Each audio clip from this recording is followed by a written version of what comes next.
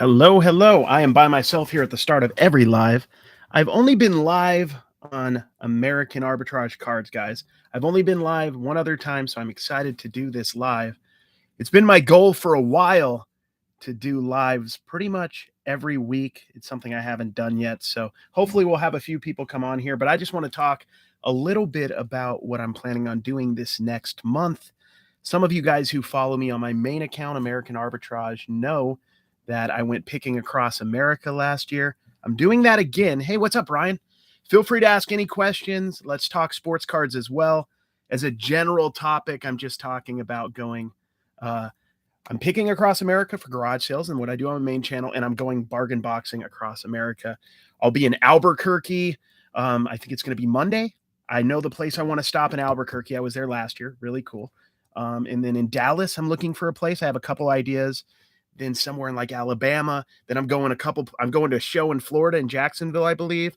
I'm going to be doing all over. I'm going to be in Charlotte, maybe South Carolina as I go through, Virginia, Nashville. So I'm going to go all across looking for good places to bargain box. So hopefully I'll see maybe some of you and you'll like to go bargain boxing with me, or at least give me a good place to go check out. You look good, all cleaned up. I know, right? So kind of the impetus for this going across country is this is the second year in a row I'm a part of FlipCon, which is Harry Tornado's thing. So I'm going to be Trash to Cash. My podcast is going to be roasting people there. So we're driving. I'm driving to Florida to hang out with Dave, who's a picker like me. And then I'm going up to FlipCon and back. And the whole time I'm going to be doing my garage sale, thrift store videos and bargain boxing videos. My card shop videos that I love to do so much. And I think I'll get a card show in as well. Hey, I caught a live stream. Yeah, I need to do these more often, guys. That's the goal. Feel free. Let's talk cards as well, guys. I mean, the trip is kind of what I want to announce, but I'm more than happy to talk cards. I mean, I'm a little bit envious that I did not go to National. I almost went last second. I regret not getting tickets next year. See, I've had years and years of not going to the National, but I wasn't doing card content. So I guess I didn't have that push. But now that I love doing the content as well, I feel like I'm left out. So I should have done it. What do you think about Wemby? I think Wemby's okay. I think like any prospect, he's hyped up right now. Will he live up to the hype? I don't know.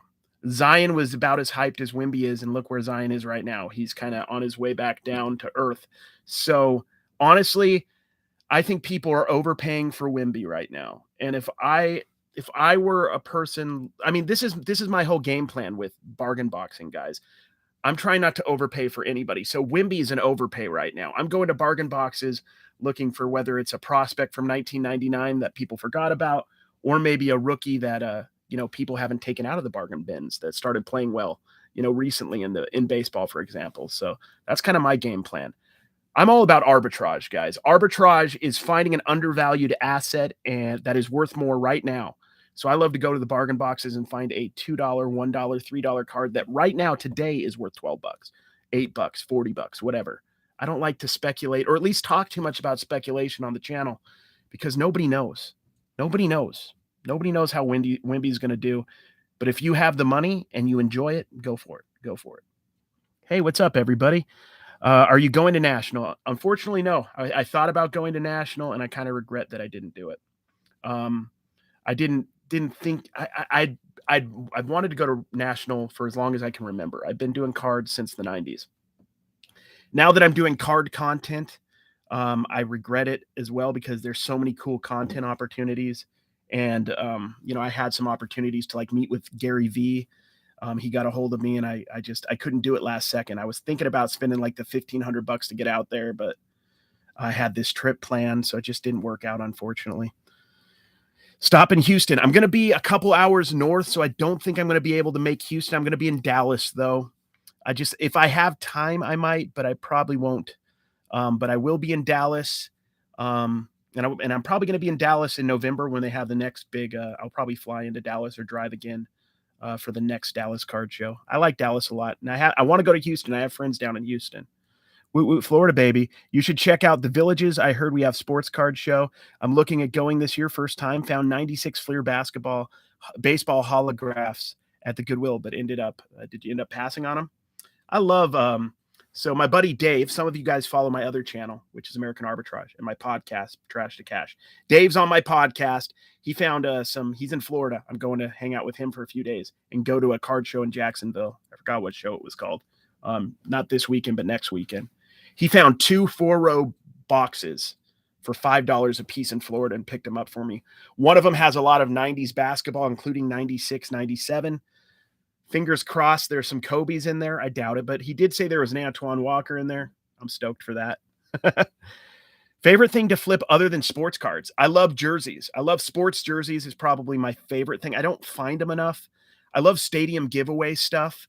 So like Tuesday, I'm gonna get tickets to go see. I think the Texas Rangers are playing the White Sox. It would be dope if it'd be totally dope if they had a giveaway that day. But I'm here in St. George, in-laws house. And the other day I found a Kansas City Royals jersey giveaway, like a baseball jersey. It's weird. And I found it here in Utah, and it was from last month, and I bought that, and I'll flip that for like $20. Can you guys hear me okay?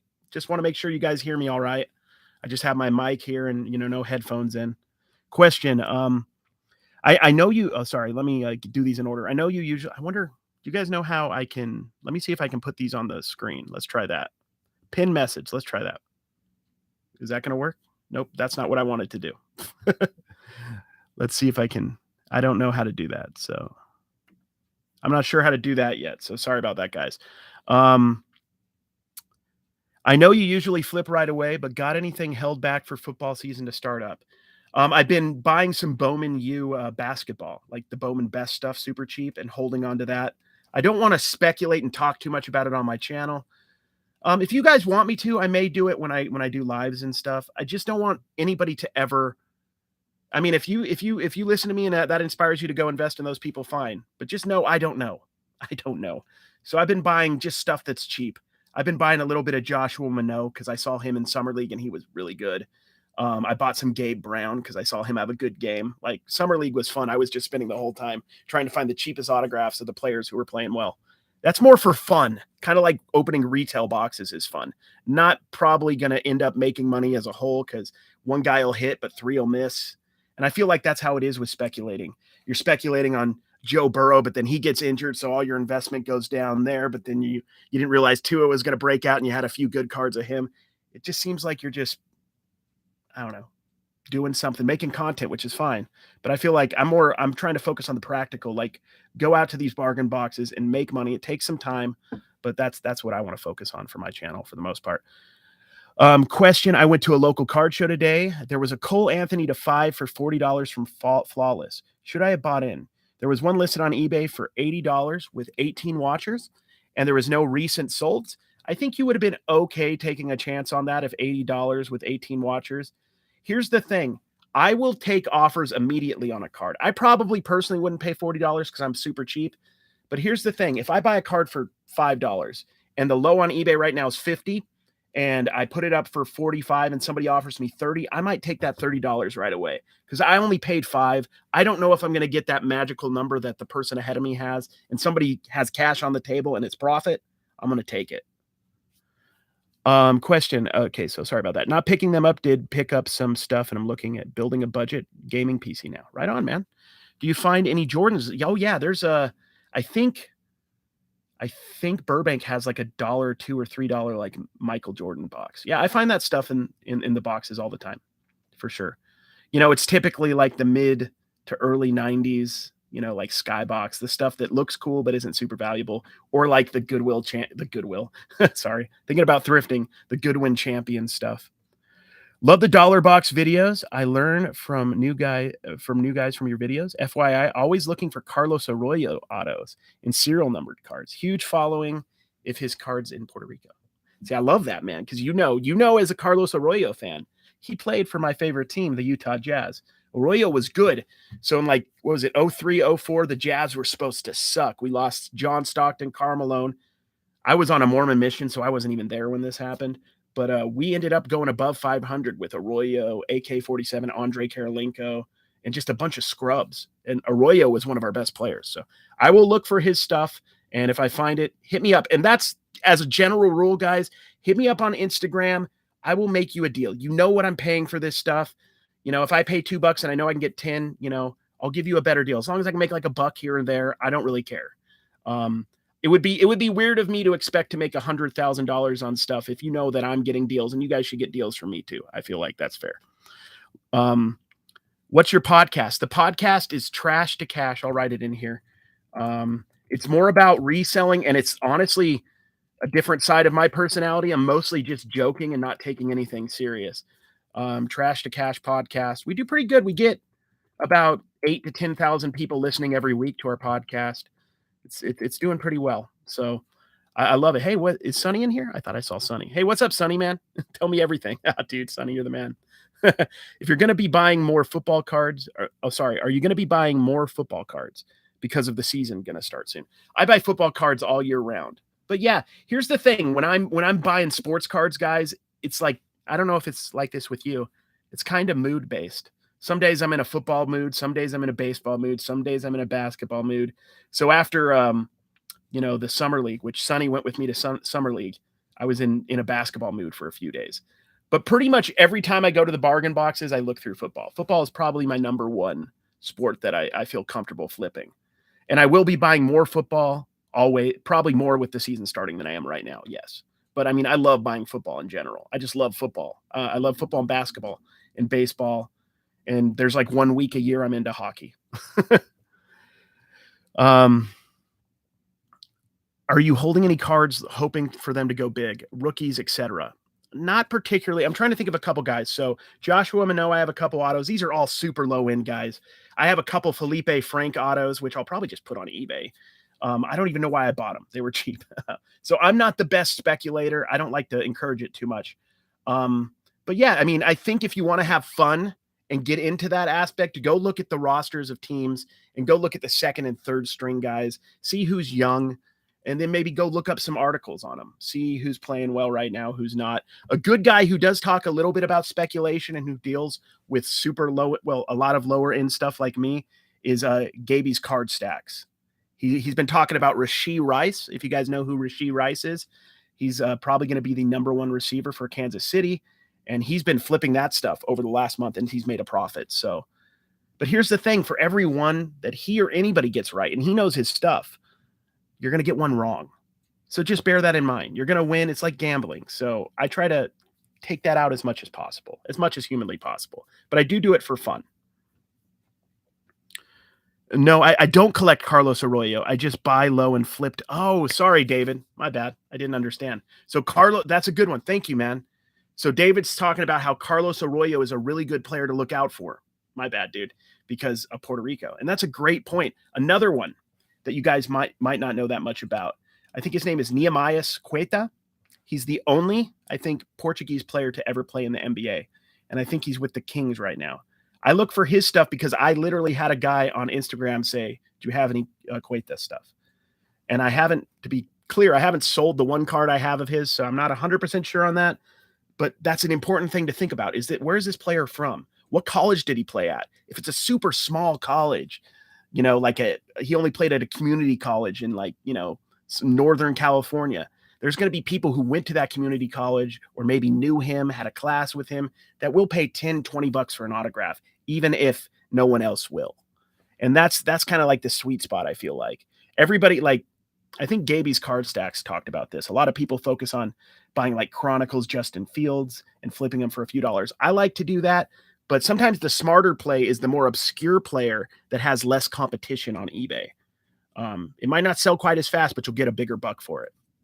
Where do you stream your podcast? It's everywhere. It's on YouTube. It's on every streaming site. I think it was 2 weeks ago, we were in the top 100 entrepreneur podcasts in America, which made no sense because we suck. But it's funny. I don't think we're in there anymore. It ebbs and flows. Thank you. You guys are hilarious on See, that's what I want to hear, man. I just only care about being funny on that podcast. I do enough serious business stuff all the time. Thank you for thank you, because you're the reason I got back into collecting. That's awesome, Zevia. Wonderful. I'm glad that you got back into it. This is fun. It's good. I think there's so many levels of this. It's a hobby. And I think a lot of people get, you know, I hear it from people, you know, like, it's not always about buying, it's about collecting. And you know what? like my hobby, I swear to you guys, my hobby is flipping. It is my hobby. I do what I love. If I was not buying cards to flip, I would buy them to collect. I love cards, but like I love the chase. I love finding the cards, and maybe there's some part of me that loves like getting it to the right home too. I don't know. Maybe that's in there somewhere. But like I love finding like a cool Bo Jackson card. I'm like, I want to buy that. And since I'm going to sell it, I have an excuse to buy it and I don't have to feel like I'm wasting money. So, and then, you know, sometimes I'll break even, but I loved flipping that card because it brought me joy. And I don't think there's enough talk about that. Sometimes you just buy to flip because it brings you joy.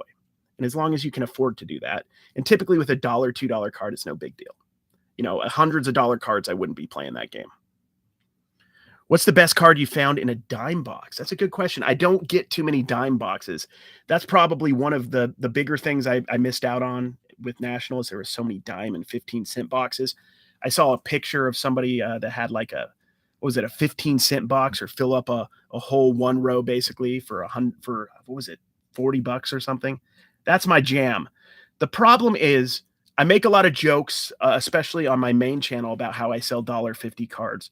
I'm trying not to do too many $1.50 cards individually, like that I pick out. I will get them in collections and sell them.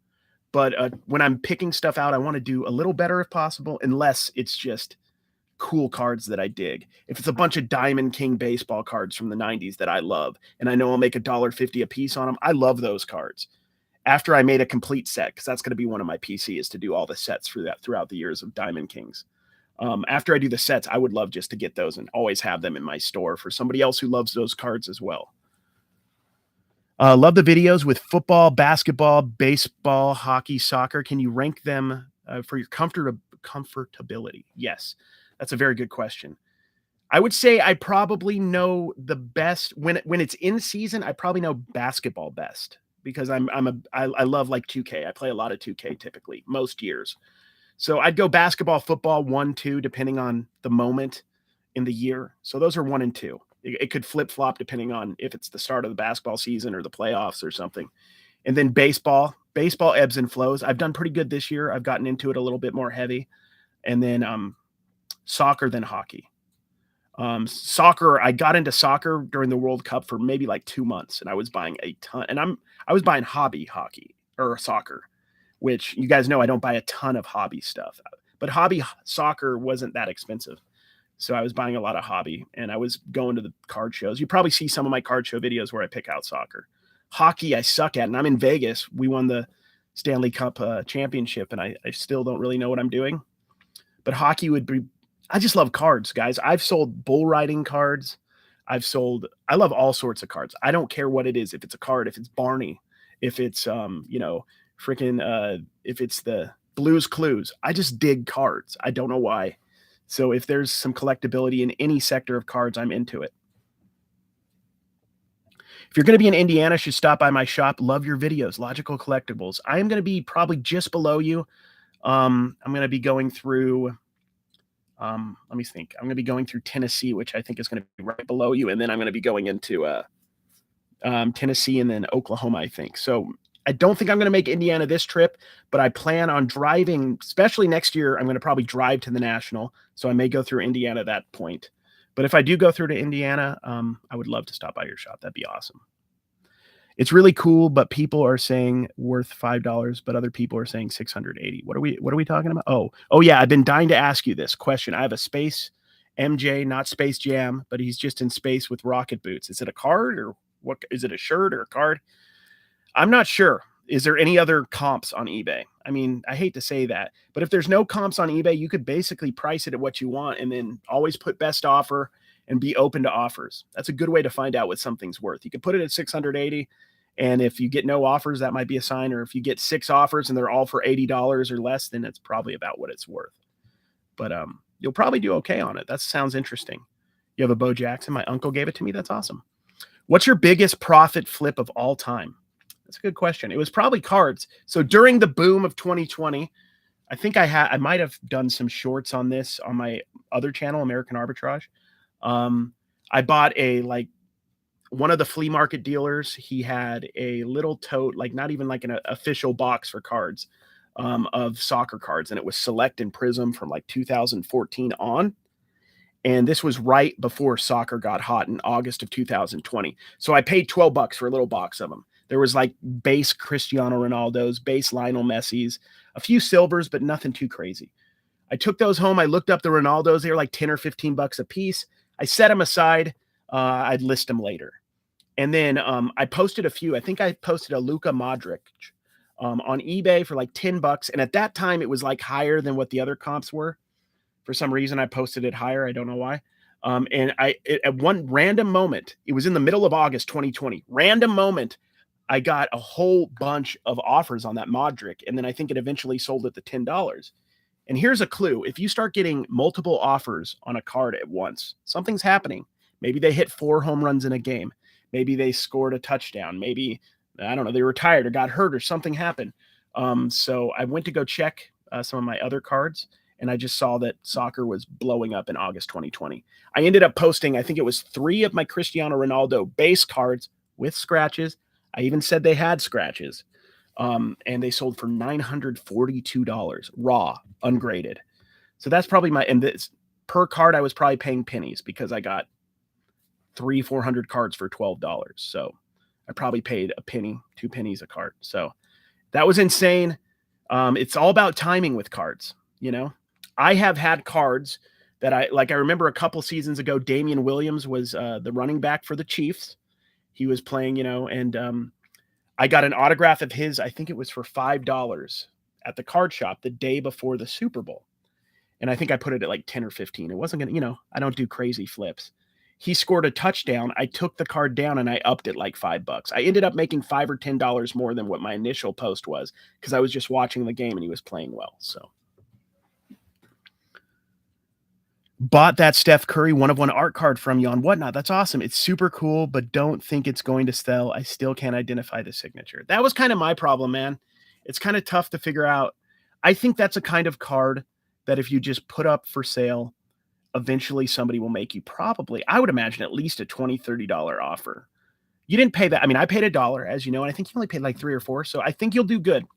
The cool thing about the low end buys for me, like, I would say I think I could have made more money on that, but I still was profitable because I paid so little for it.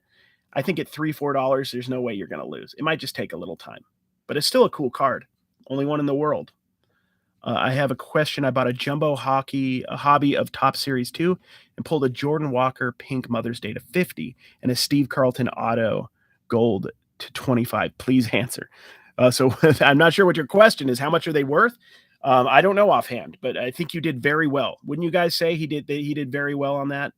A Mother's Day pink Jordan Walker's got to be a card that you would grade, and I don't grade that much, but Jordan Walker's hot. That's numbered to 50. Ungraded, I would imagine that's several $100s. Graded, a lot more. A Steve Carlton to 25 would probably get you, he's a Hall of Famer, I don't know, 75 to 150 maybe. I could be wrong on that. Do you sell many top player base cards? Mahomes, Burrow. Oh, yeah. Yeah, the base cards a little bit. I will like post Mahomes, Burrow, guys like that. The key is when I have time and I can sit around and I have my Fujitsu 8320, whatever it's called, and then I have my Card Dealer Pro, I will put that stuff through when I have a moment. I'm trying to, because I'm going to the card shop and picking out these $5, $6 cards so much that I have a lot to work through on those before I kind of get to the $1.50, $2 cards. But yeah, I could do hundreds of them in an hour or 2 hours with the Card Dealer Pro. By the way, guys, a couple things for the Trip Collects, the Collects app. They are sponsoring the trip.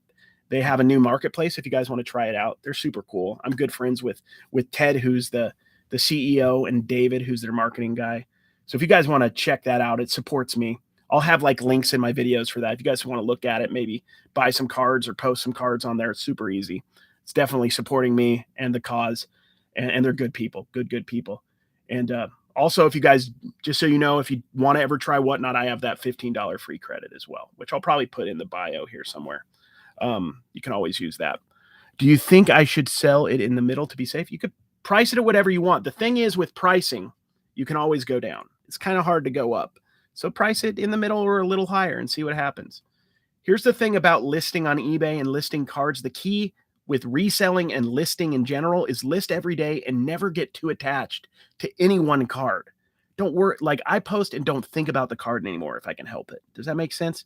I go on to the next buy, and then hopefully in a couple days or a couple weeks it sells, and I'm like, yes, I forgot about that card. That card was good. I wouldn't waste too much of your energy worrying about one individual sale. Just keep listing, keep posting, and be consistent. If you want to do well selling cards or anything on eBay, you want to post every day, whether it's 1 card, 5 cards. I mean, I'm trying to do a lot more than that. I'm not very, consistent every day, but some days I'm posting 70, 80 cards on eBay. And you guys know on Whatnot, some days we're selling hundreds of cards on Whatnot. So could you make a video on how you price your cards and how you list them? I need to do more videos like that. Do you guys want to see that kind of stuff? When I go out and pick and find the cards, I know people like that. I'm not sure how much they're going to like the back end stuff of me selling the cards, how much they sold for. If you guys think that's a good idea, I could focus on that a little bit more on the channel. I would consider it just extra videos in the week beyond the regular videos I'm always going to be doing. So I think you'd love my shop. I own tons of value boxes, including penny boxes. Dude, logical. You know what's up, man. DM me on Instagram if you would. DM me your shop and stuff. I don't know if it'll be possible on this trip, but on another trip, I'll try to make a point to stop by, film it, put it in a video, and then also penny boxes. You're my kind of guy. I like that. You got it in a $2 pack, so you're not going to lose if you got it in a $2 pack. That's awesome. And other people make it so confusing. Yeah, I can definitely do that, guys. So tomorrow is my first day of my trip, guys. I'm going from here in southern Utah back home to Vegas for a minute, and then I'm going to be driving out to Albuquerque. So I'll be at Albuquerque tomorrow night, and then I'll probably go to the card shop the next day. So I'm not going to be doing like a video every day, but I'll probably be doing 2 or 3 videos every week, different card shops in different cities or card shows if I happen to be able to come across those. So my eBay, no, feel free, guys. Please ask questions. That makes it all the more easier for these lives, guys. My eBay store name, it's funny. So the actual store name is 1851 AD Deals, which is the old brick and mortar antique shop that me and my girlfriend owned. But the actual account name, it was my girlfriend's account first. So it's Plumber Girl 3.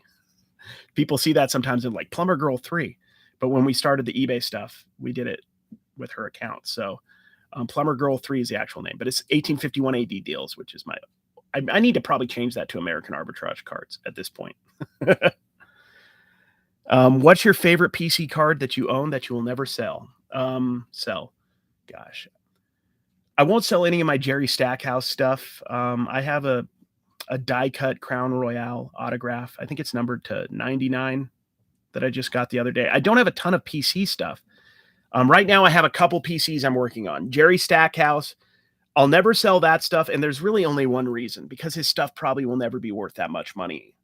If I have any card and it becomes super valuable, I just don't care enough not to sell it. So I'm going to sell it is what I mean. I have a pretty cool, I'm kind of PCing Akbaji of the Utah Jazz, and I have a nice number to 99 auto of him. If he starts playing really well, I will sell that. And then maybe buy 20 base cards, because I just want to have sleeves of Akbaji cards. I really don't care the value. If they're super valuable, I'd probably sell them. Jerry Stackhouse I wouldn't sell, because I can get his stuff cheap and it's probably never going to go up, and it's a fun little thing to look for. My IG is American Arbitrage Cards. And my main page is American Arbitrage, and my cards are American Arbitrage Cards. And I'm on IG and TikTok for both. So I'll be doing a lot of updates the whole trip on IG with my shorts. I do a ton of short stuff. You probably see it a little bit here on YouTube as well. I'm going to try to do more regular, carousel posts as well during the trip.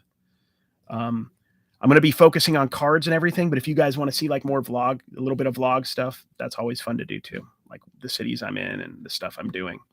I always want my channel, my shows to be about the cards, number one. And then as I get better at the videos, I might add a little bit of my own personality in there more.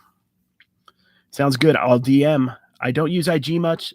Someone hit a 2020 gold label Otani. Gold nugget case hit to 10. I need to post on IG. Dude, that's sick. You need to. That's going to get a lot of publicity for your shop, dude. Definitely, just for shop Shop Talk, because before I had a personal IG, we had a business Instagram, which we sold and did really well on with our Facebook and our business Instagram. I think you got to have it because that'll get picked up and people will follow you, and you can share your cards, and then you can share your eBay store or your location, and you might make a couple hundred or thousand extra a year or a month just by doing a couple little posts here and there. It takes a little to get used to. Honestly, I did not understand Instagram at all when I started. I started my main channel, Instagram, American Arbitrage, in 2019. My main Instagram has 110,000 followers now. And my cards Instagram is, I don't know, it just hit 7,000 today. So it's kind of fun. It's kind of fun to keep track of because you got to push yourself to grow. I didn't even know what the hell I was doing 3 years ago. So it's just weird to see it happening.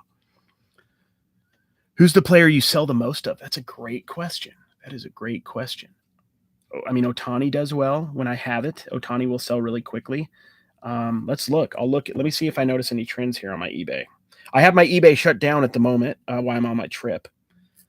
I'll just go over some cards I've sold recently. You guys can I should be talking a little bit about more of what sells so that you can see what's doing well for me right now. Jalen Wilson, who is a Brooklyn Nets rookie from this year. Jalen Wilson is a good name to look out for.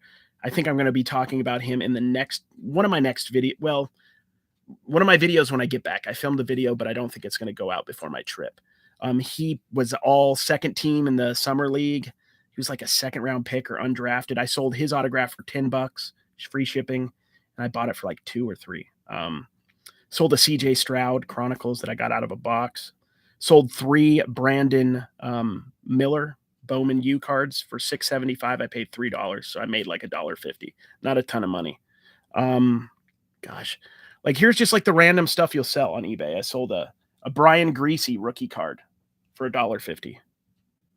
So that's the kind of stuff you'll sell. And then, here's a stadium giveaway. What I'm talking about, I sell this kind of stuff. This is a pencil holder, a Nolan Ryan pencil holder. I bought this in Florida last year for like a couple bucks and sold it for 18. So there's all sorts of stuff you can buy and sell, guys. I love sports stuff the most, though. I use Twitter and Facebook more than IG. Logical, I'm going to probably start my sports card Facebook here soon. I haven't done it yet. But I am on, my main channel is on Facebook and everything.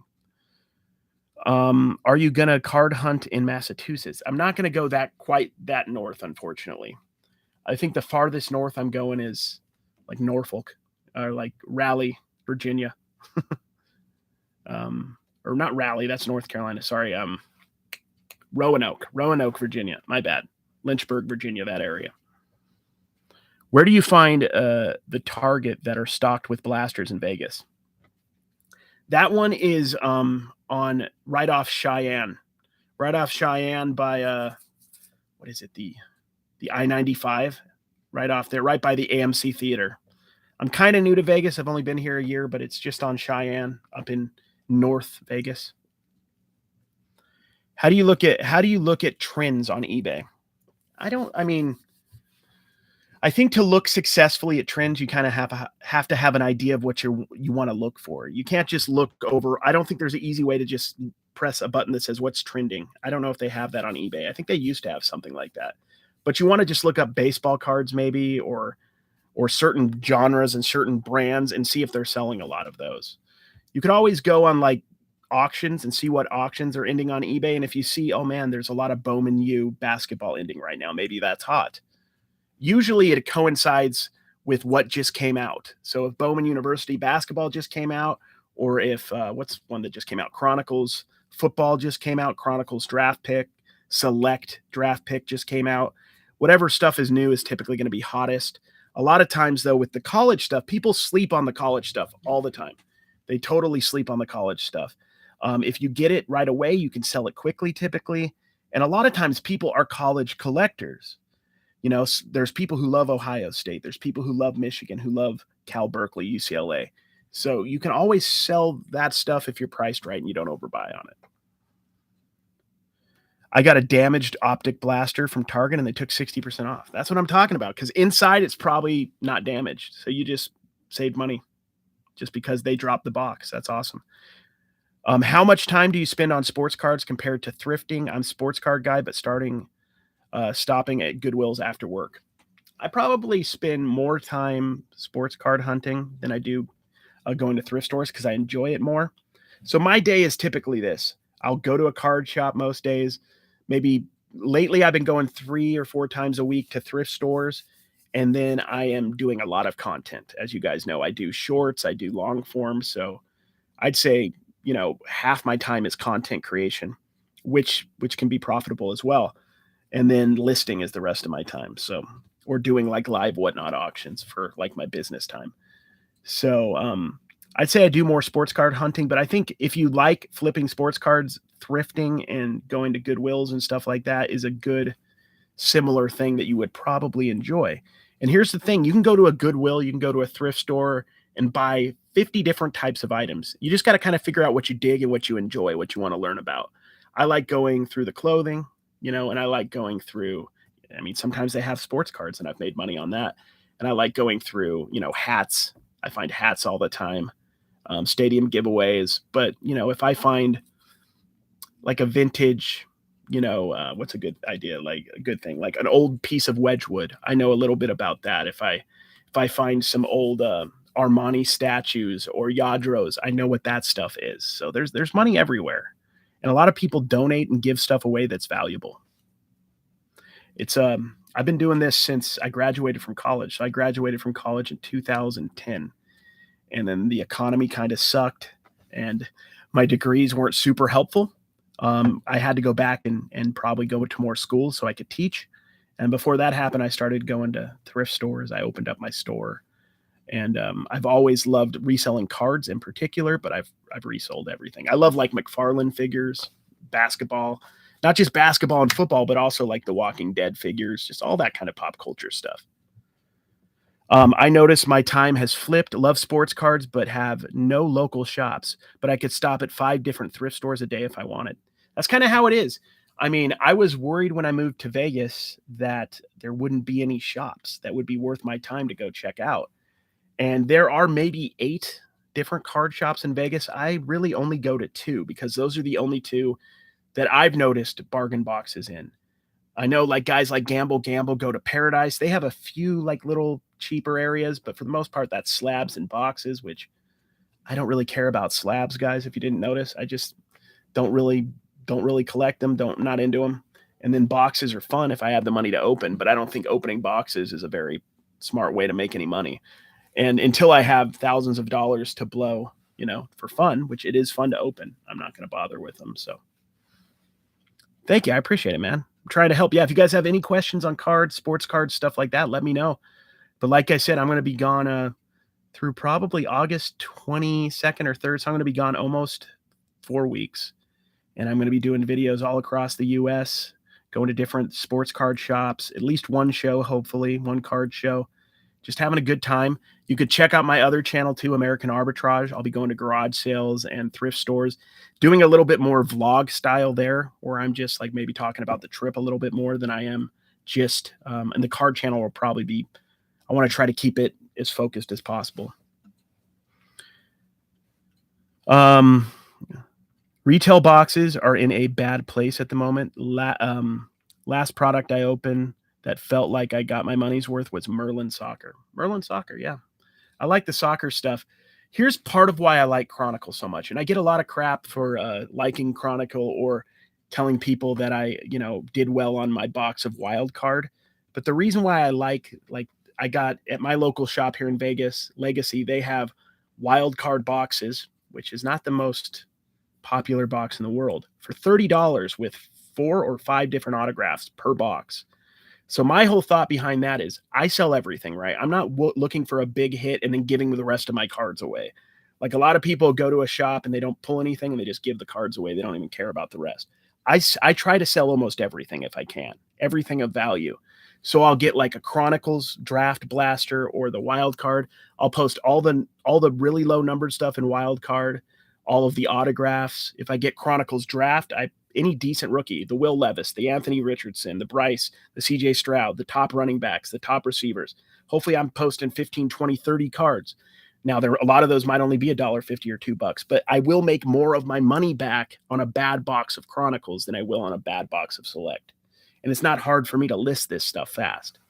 So, and plus, there's the whole other side of I'm making content on this stuff.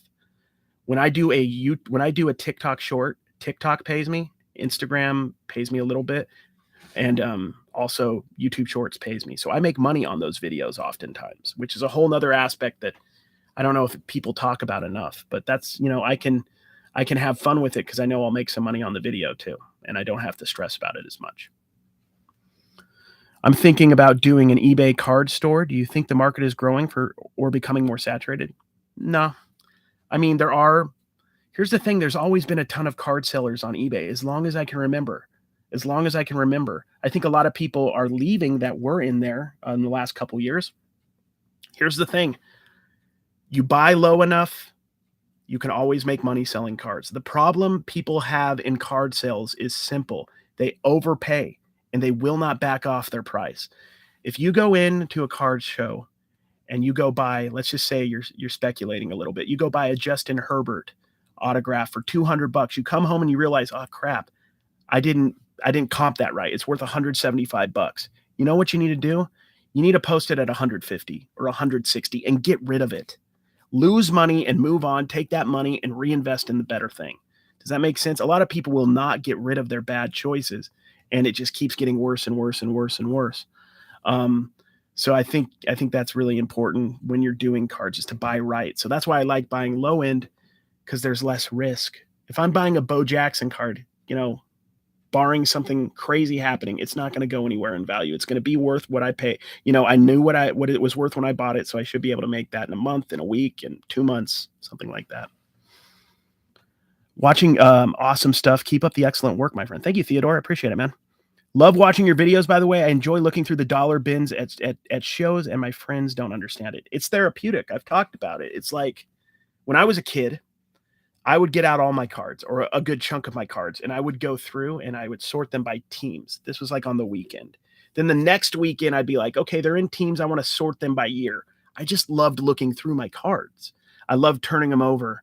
To this day, I remember I moved from California to Utah in 1994. The first summer before school started, I didn't know anybody. I didn't have a lot of friends. So I would go through my cards, right? And that was like something to cope, I guess, with the move. And I remember looking at the back of a Gary Sheffield card and looking, oh, he was born in 1960. No, he was born in 1967. He's only 27 years old. He's in the prime of his career. I remember thinking this as a 10-year-old or 11-year-old. I'm like, he's going to play forever. This is the best player ever. He hit 27 home runs last year, and I would go through and I would read the stats and I would see what teams they played for before. I would see what town they were born in. I loved all that stuff. I nerded out about it. And I've always loved cards, and somehow, some way figured out a way to partially make part of my living doing it, because I also do my other content as well. Love watching your this reminds me of Bo, original Hobby Evolution, absent crazy stacks of card boxes about to teeter. If I was at home, I'm at my in-laws' house right now. If I was at home, I would have totes of not necessarily cards. They're in a different room, but I have totes of clothes that would probably be tipping over, right? Actually, I do. If you go watch Trash to Cash, you'll see them in my background. So I'm not that far different. And I met Bo. Me and Bo both went to Dallas for Collecticon with the Collects people. And I got to hang out with Bo and like have dinner with Bo. And I've been a big Bo fan for a while. He's the king dollar boxer kind of guy to me. Him and if you like this genre, the dollar box is really good. Gabby's card stacks is great. I'm trying to remember everybody. There's a ton of J-Max sports cards is really good. Guys who are really into it, but tend to focus a little bit on the low end. There's another guy, I forgot his name, that does a lot of stuff too. Chronicles is a fun product, not the most valuable, but I actually enjoy opening it. And there's something to that. If you're probably going to lose money, quote unquote, opening cards, right? Because typically you're not, even if you sold every card like I do sometimes, you're probably not going to sell every card and you'll lose a little bit of money. So if you're going to lose money, almost always, obviously you get the hobby stuff. There is that chance of the big hit and you'll get it occasionally, and that's a rush. I get that. But if you're probably going to lose money 9 times out of 10, you might as well do it with a product that's fun, that's enjoyable. Chronicles is going to have a ton of rookies. You're going to get excited, maybe too many rookies. Sometimes you're like, man, I got 7 Brock Purdy's in this. That seems like almost too good. You know what I mean? but at least it beats, like some select boxes where your best card is a silver, I don't know, Bam Morris. You guys remember Bam Morris for the Steelers? Actually, that'd be pretty dope. I want a silver Bam Morris card. An auto Bam Morris, even better. I'm looking, that's my PC now, Bam Morris. Mark my words. I'm new to the hobby, all basketball, just started this June. What advice can you give me? Study. And I think we live in a cool time. Study by watching people's videos. Please watch mine. But if you don't, or if you want to watch others, which you should watch a ton, watch all these people who are out there doing this. Watch everybody who's out there doing this. I think the easiest way to start is by doing the low end game, and you could build yourself up. You could get more involved in the low end game like I'm trying to do, and just watch people. A lot of times you could watch them in the periphery. Like you could have it on your TV or have it on your computer while you're looking up cards on your phone and listing on your phone. You could be doing two things at once. Try to be consistent. Open up an eBay account if you don't have an eBay account and list one card a day. Every day. Every single day. If you want to list 2 cards one day, cool. If you want to list 7 cards on Sunday and put 6 of them in drafts and just release them the other days of the week where you're not actually doing the listings every day, cool. But release one card to eBay. I would say eBay first, then maybe dabble with Mercari. You could do some other stuff. You could use List Perfectly, which is a sponsor of mine. You could do all sorts of stuff to do other sites easily, but you could do all sorts of stuff. But if you enjoy it, do you enjoy it? Then get into it, man. Do it. You can do it. One of the best lessons I learned on eBay was that what I paid was a sunk cost, and cards are worth what somebody is willing to actually pay. There is not enough talk in the sports card community about sunk cost, and sunk cost is a big part of this. We're not going to be right every time. We're going to make mistakes, and the sooner you can get your money out of your mistakes and then go put that money in a good choice, right? The better. So think of it this way. I've known people in cards and in, I had an antique shop for years, other antique shops and stuff that I knew. They would buy something, maybe they overpaid or maybe it was hot for a minute. There was a time at flea markets 5 or 6 years ago where fidget spinners, you guys remember fidget spinners? Everybody was buying fidget spinners. And if you didn't sell your fidget spinner like that 2 weeks in the summer when it was hot in 2016, you were stuck with a box full of fidget spinners. But you know who ended up getting rid of all their fidget spinners? The people who realized after those first 2 or 3 weeks that it was dying down, and they slashed the prices at a loss to get rid of them, because it was better to make a big profit on the first half and then on the second half lose 10 or 15 cents but get money back than lose all the money by not selling any of that second half of fidget spinners or whatever, right? So that's huge. That's huge. So you spend $100 on a Justin Herbert. He gets injured tomorrow. I hope he doesn't. The card goes down 20% and it's now worth $80. You paid $100. Don't try to get 100. Don't try to get 120. I would go in there and undercut the other guys and say, you know what, $70, take it. Then you take that $70. You lost $30, right? You take that $70, you go pay 70% of comps or whatever you want to do, or do what I do, go to the dollar boxes and buy 70 cards. If I'm buying 70 cards at the dollar box, I'm getting a couple $100, guys, back, over time. That's the goal. So take that money, reinvest it, and then make the money that way. Sunk costs, guys. Don't hold on to bad purchases. Get rid of them. It's good for your psyche. The longer you look at that mistake, the more it's going to bum you out. Bo, what's the channel name? It's 1 Million Cubs Project. 1 Million Cubs Project. There we go. Somebody said it. Thank you. Bam Morris was awesome with as many vet autos and Panini has had in recent products. I wouldn't doubt. I bet you Bam might be. I was just thinking, I wonder if Bam has like a recent auto. One of my favorite things is selling a card for a 1% profit after it's been on my eBay store for a year. It always feels like a weight is off my shoulder no matter the value of the card. That's huge, man. Because we're in the business. I mean, if you're trying to make extra money for whatever reason, or if you're trying to make this like your living, you have to sell cards. You just have to. And sometimes it's at 1% profit, and then sometimes even those don't sell. So take 10% loss or 20% or lose it all. Make $1 back on a $10 purchase. Obviously, if you're doing that every time, you need to improve on your buying, right? But everybody makes a mistake. You know what I mean? Everybody. You could go through my videos and probably find several things I probably shouldn't have bought. And then several things where I got a killer deal. It evens out and I come out ahead typically, but hey, what's up, Fulton? How are you doing, man? Hi, Hyper. How's it going? But yeah, guys, the key to this is like I'm a seller. I am a buyer and a seller. I'm not a museum. I don't, I don't try to get, what's the word, like romantic about what I buy. It's hard not to sometimes because I dig the cards. But if I like a card so much, I'll just keep it at that point. There was a Harold Miner card I got recently. You guys might remember from a video.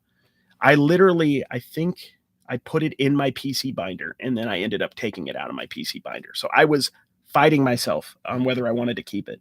I don't need the money. Yeah, but I was just like, I don't want the card that bad. So I ended up deciding to sell it. So I almost kept it though. Probably in a couple months, I'll be at a point where I would just keep that. But I was like, I'm going to be disciplined and sell it. Who's my favorite basketball player? Gosh, that's a good question. My favorite basketball player all time, probably Sharif Abdul-Rahim. If you guys remember Sharif Abdul-Rahim, a 20 and 10 guy. I've always been about the player that kind of people don't, I think, give the respect they deserve. In that draft, of course, everybody, well, when in 96, 97, it wasn't Kobe that was the most touted player from that draft. That was a couple years after when he became Kobe. He wasn't Kobe at first. He had the DNA. He just wasn't quite there. So in that draft, it was AI. It was Allen Iverson.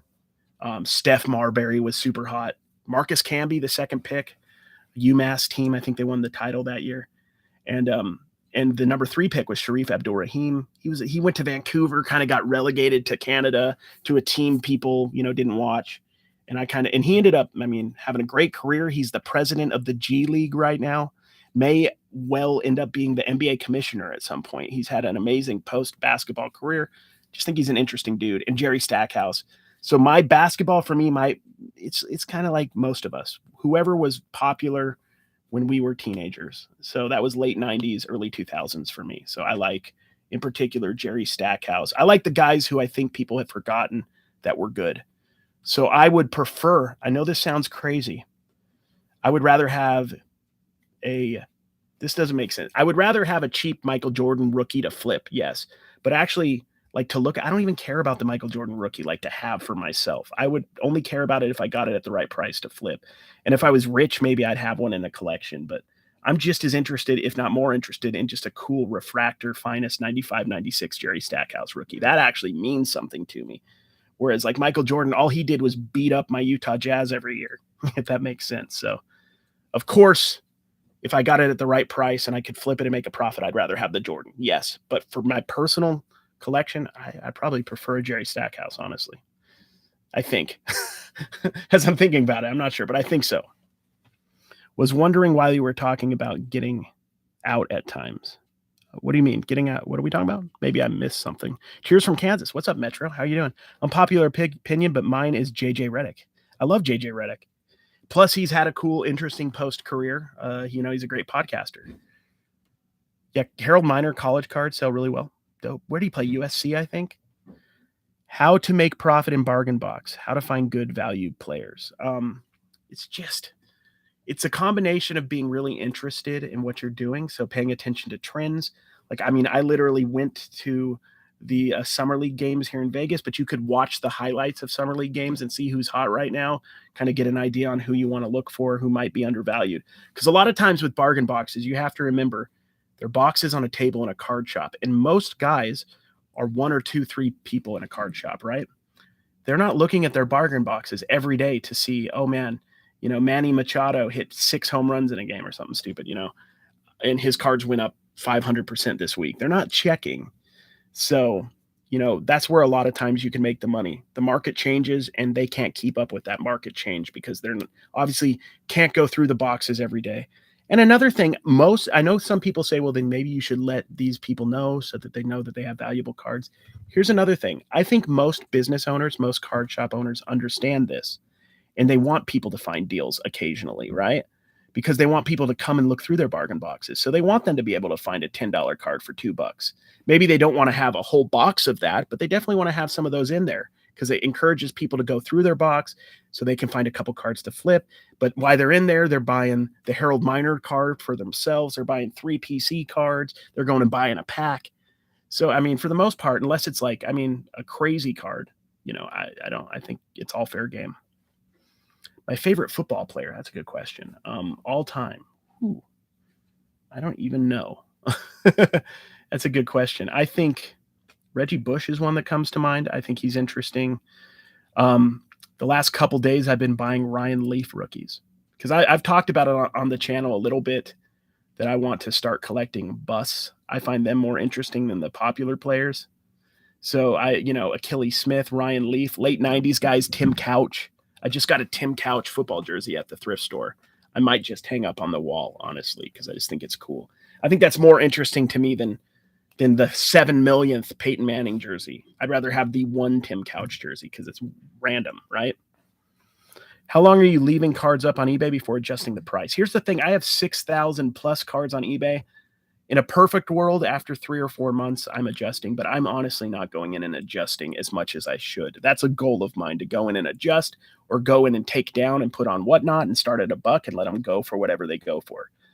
In a perfect world, I'm updating it every 3 or 4 months, but that doesn't usually happen, except with a few random cards. What's something buyers do that annoy you? It's a good question. I don't like answering people's questions on eBay. I've done eBay long enough to know it's usually a waste of time. Every piece of pertinent information about an item is in the picture or in the description. Is it near mint? Is there a ding in it? I'm going to take a picture of the ding on the card. You can see there. Is there a scratch? I mean, I'll put that there's a scratch, or I'll put that it's like near mint, not mint. I'll let them know some way. So if people are asking a lot of questions on eBay, I ignore them, unless there's some cases I don't. But in most cases, I ignore them because they're typically people who are particular, and I don't want to sell to particular buyers because they're going to complain about everything, if that makes sense. I'm selling low end, and most of the times I'm selling a card, people aren't super concerned about minor flaws, right? Because they're buying for their PC or buying to collect. And if there's anything major like a crease or something that would be an issue for a PC collector, it's definitely in the listing. But I'm not really trying to sell to people who are going to go flip the cards to grade. And I don't think buying on eBay is this. I mean, it's a risk. And technically, they can return the card if there's an issue, if they wanted to grade it and it wasn't in good enough condition. I'm more than happy to take a return for any reason, including that, and give them all their money back, including shipping. So if that was their intention and it wasn't, maybe I messed up and didn't describe it perfectly, I'm fine taking the hit on that because that's my bad. So that's annoying when they ask too many questions, because I don't blame them for doing it. I think it's totally fine to ask the questions. I just don't want to deal with it because I got too many items, and I don't want to deal with people who are going to be issues. What is the best card in your collection of all sports? I don't really, like I said, guys, I don't have any crazy cards, because if I had a crazy card, it would be on eBay, because I don't want to hold on to expensive cards right now. The card market seems like heading downward, and I don't anticipate. I like to play in the margins. I like to play with the low end. I can flip a low end card for a profit right now when the market's going down, and also when the market's going up. I can do it when the market's in the middle, when the market's kind of down, when the market's kind of up. I can do it forever, always. I can go to thrift stores and always find deals to flip in a good economy, in a bad economy, in an okay economy. I don't care what the market's doing. I'm always going to find deals. And I think when you're dealing with higher end stuff, you have to worry about the market more and more. And I don't care about the market. I'm going to make deals and find deals all the time, no matter what the market is. And for that reason, if I have a card that's worth money now, I'm going to flip it almost always. There would be an exception. I just haven't come across it yet. What are your thoughts on the NBA players playing in FIBA? Will the prices increase during and after FIBA? They will. I would say in general, and this is once again under the preface of this, I don't know what I'm talking about per se. I don't want to encourage you guys to speculate, but if you guys want to, my thought would be focus on the player. The only players that are going to go up, I think, are players that people aren't talking about and don't know anything about. If I don't know who's in FIBA. If Devin Booker scores 50 points, I don't think his cards are going to go up that much. And if they do, it's only going to be for a very short time. People already know Devin Booker cards about them and already know he's good. A lot of the cards get so inflated that they're just not going to go up much anymore. And they may even go down if they do well, because the cards are overinflated already. So if there's some dude, the backup center for Croatia or something that you haven't heard about, that's 17 and might be in the draft next year, and he blows up and has a 30-point game, that's the guy maybe you could consider. And always think of this. If you're buying 3 or 4 guys because of their performance in FIBA, 2 might make you money and 2 might lose you money, and you're probably going to break even if that. So I wouldn't, do it for fun. And also there's guys who are better at this than me. I still think everybody who's talking speculation doesn't 100% know what's going to happen, but there are people who are more educated on it than me, that if you want to take the risk on that, maybe listen to them. What is my favorite card? I'll tell you, like, my favorite card set of all time is 96, 97 Skybox Autographics Basketball. I was in love with that set as a kid. It was so hard to find. I was one in maybe 8 boxes. You found a random autograph. It was like the first real super popular, accessible autograph set that I remember. So that is a set that I'm every autographic card I find at this point, I'm keeping almost all of them. And I'm going to build a set of 96, 97, which isn't super expensive. The most expensive cards is like Steve Nash, Kevin Garnett, and Grant Hill. And those I could probably get for under $1,000 for all those 3. And then when I get the set, I swear this is what I'm going to do. I'll make a video about it and then I'll sell it. And even if I don't make a profit, I hopefully will make a profit because I'll buy good. But even if I don't make a profit, I'm going to sell it, because the whole fun of it is chasing it. The whole joy is chasing the cards. And once I've chased and gotten the cards, I don't need them anymore. I don't need to look at them. I'll just move them on to somebody else who wants to look at them, because I'm not that guy. Do you use standard envelope shipping? Yes, I've sold thousands and thousands and thousands of cards on eBay standard envelope. It's totally changed eBay for card sellers. I highly recommend it for everybody.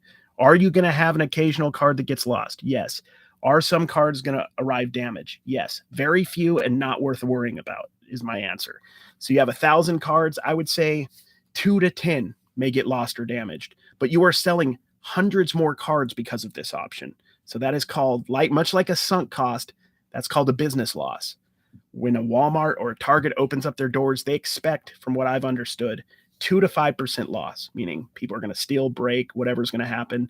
The shipment's going to spoil of eggs. They're going to have to throw it out. They expect a loss. Every business expects loss. That's part of business, like in the value of stuff. Maybe the economy, they consider that a loss. So if 2% of all my cards get broken or lost or whatever, and I have to refund them, I'll take it. It hasn't happened that it's that many, but if it was that many, I would still do it. I highly recommend it.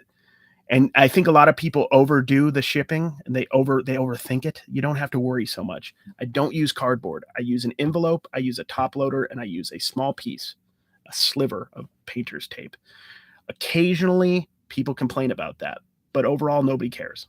And then they get the cards and they're happy. And all the extra time for cutting out cardboard or costs for cutting out cardboard does not make up. I'd rather have my time than worry about the one person out of every 400 that complains about it, if that makes sense. So I'm passionate about an eBay standard envelope. I was so excited when it started 3 or 4 years ago, and it's totally changed. I wouldn't be doing low-end cards if it wasn't for eBay standard envelope. So what dollar box card have you sold for the most? So Samuel, I did talk a little bit about like my Cristiano Ronaldo's that I sold, but like dollar box cards, I'll talk about some recent ones I've sold. I mean, I don't know if you guys saw that video on that random Wisconsin player that I got out of the dollar box. I was just, for some reason, I decided to look it up. I didn't know who he was. Apparently, he had kind of like a viral moment during the tournament or something, and he was a very big legend for the University of Wisconsin. I think I posted that pretty high, like over 100, but it ended up selling for like $45 or $55. I get quite a bit like that. I had that pylon card that I got at Burbank Card Show. It was Greg Jennings or James Jones pylon, Super Bowl pylon card. That actually got bent in the mail, and I had to refund it. But I think that sold for around $100. So that's one of the ones I took, and it was on like $100 card. So I ate it on that one. So it happens. I don't really worry about it too much. But there's a lot of $8 to $20 to $30 cards in the $1, $2 bins. A lot. Almost every time I go, I can find several. Do you think that with Panini losing active player rights for MLB, older sets might see an increase? If you aren't familiar, new baseball Panini products only consist of retired players and prospects. Here's my hot take on that. I loved Donruss this year. I loved that it was just prospects and retired players, honestly. I thought it was cool. I liked that the heavy focus on, and this is not answering your question. I will in one sec. I did actually like that, weirdly, although I get that that's not good for the product as a whole. I think Panini is gonna probably. I mean, let me see. I don't think is it gonna increase the older sets prices? No, I don't think so, because I don't think there's a big demand for Panini baseball products because they've never had the rights. So I don't think it will. I don't know if it will hurt it, but I don't think it will help it. No, I think Panini products in general. I mean, I don't want to have fanatics in charge of everything, but I think it's probably best at this point that Topps buys Panini if they can, and then we can get Donruss, like old school Donruss with the logos and a select in a Prism product that has the logos and stuff. But to be honest, I'm super excited for like a basketball and football being Topps heavy again. I would take a lot of younger people are all about the Prism, all about the optic. If you're older like me, you can remember that most of us did not like the change from Topps to Panini. The products were the first Prism people didn't like. They didn't like that product. It really, if you think about it objectively, doesn't look that good. People have grown used to it now, and I think some of the newer stuff is great. I like optic a lot, but I think having Topps Chrome basketball and Topps Chrome football again is going to be amazing, and I can't wait. That's a little off tangent, but I'm excited for it. What's up, Derek? How you doing, man? Hello, LT. How you doing? I got a Keldon Johnson rookie teal wave with Hoops premium stock for 2 and sold it for 85. Dude, Sammy, you killed it, dude. That's what I'm talking about. There's stuff like that all the time. Knowledge is power, guys. Knowledge is power. It seems corny, and it is corny. But the more you know, especially about like some of these things. Like I imagine that teal card was not numbered. Let me know if I'm wrong. A lot of these SSP like variations are case hits and stuff like that, and people don't know. I think the teal variation is a case hit, but it's not numbered. So a lot of times the teals will go into a dollar box because they just think it's some random, colorway that's not numbered, so therefore not valuable, but it's actually like an SSP, a super short print. So knowledge is power on that. Good job, man. Can you give me a shout out? Brooke, hello, Brooke. How are you doing? Welcome. Do you think, sorry, I answered that one, but yeah, I'm not a big fan of Panini overall. I don't know if I'm a big fan of Fanatics either, but I'd rather have Fanatics, making fun product to open and I deal with low end. So I, as long as there's cards for me to flip, I'm happy. But I will say this, one thing I've noticed, there is an influx of, and this is not a new thought that I'm thinking up originally. This is what other people have talked about as well. But there is an influx of numbered stuff, which has helped me a lot because I can find it cheap and still make a little profit. So this is not even necessarily a negative for a low-end buyer like myself, but there's an influx of parallels, like an absurd amount. A 1-of-1 in 2005 was one card, maybe 2 products had 1-of-1s or something like that, and that was it. Now they're like Optic has like 7 1-of-1s. They have the 1-of-1, swish parallel, the 1-of-1. There's like 3 different base 1-of-1s. There's there's just so many that they're devaluing the specialness of 1-of-1s, and I understand why they're focusing on it because it's cheaper than getting memorabilia and autographs from players. It's better to fill it up with shiny, cool parallels. But I think they're shooting themselves in the foot. I'm curious what the long-term reaction is going to be, how much gimmick stuff they're going to have to do, like taco fractors to cover. And the taco fractors are a good idea. They're funny and they're interesting and they'll sell. It's a gimmick though. And is that really gonna really make the hobby grow? I don't know. I think it's going to dilute the value of some of their products long term. I hope not. I play in the fringes. I play on low end, so I'll always make money no matter what they do. But for some of these people dealing with high end, I think every year the 1-of-1 holds less value every year. Before the auto was ignored, but now people are searching for it. Thoughts? Yeah, I think here's the thing. Like I personally, for the most part, prefer, and this is funny based on what I just said, I prefer to find cool parallels that are numbered than autographs. I don't really care about autographs that much, but autographs are kind of becoming the true rookie in a lot of sense, I believe. So like if you had the black finite 1-of-1 autograph, a lot of products do that, or Panini products do that. I think that's the grail of the 1-of-1s, I guess. So, I mean, it's a little personal piece from the player. So I think that holds a little bit of value. Sure. It's going to change. I think they're smart though. The people running these companies are smart. If they see that they're overdoing something, hopefully they pivot and they start focusing on something else that'll keep people interested and excited. What has been your biggest pull? Mine has been a pink refractor, Will Levis, not that good. I've had a couple good pulls. Back in 2017, like in December, I got a Panini, back when you could actually get pretty easily this stuff. I got a blaster box of Prism basketball. I think this was 17, 18. I pulled a Jason Tatum silver. I sold it that night for 200 something bucks, $260. And then I pulled out of Heritage. I've gotten a couple decent autographs, like real ones autographs out of Heritage blasters. I did, out of a blaster of Draft Prism 2020, I pulled a black 1/1 T. Higgins out of Draft. The whole box, this was infuriating. The whole box, great condition. The black 1/1 T. Higgins had a damage on it. It had damage, so I had to sell it cheap. I sold it for like $100. I kind of wish I held on to it though. Maybe tried to figure out how to clean it, or just held on to and waited for like a super collector that would have paid me more. But $100, $100. I didn't need to keep that card, but that was probably my coolest pull, was that 1/1 black. I don't even know if it was a finite, what they called it in 2020, but the black parallel. And it was a decent player too, T. Higgins. So glad to catch you on a live stream, man. I just found your channel a couple months ago and enjoyed all your videos. Are you going to be coming south to the Phoenix area by any chance on your trip? I will be going through Flagstaff. I think I'm going to miss Phoenix, unfortunately. I was in Phoenix last month, and I plan on going to Phoenix again. Phoenix will probably be a stop that I make yearly. So stay tuned. Let me know the card shops. Always happy to meet up with people too, and we can go digging together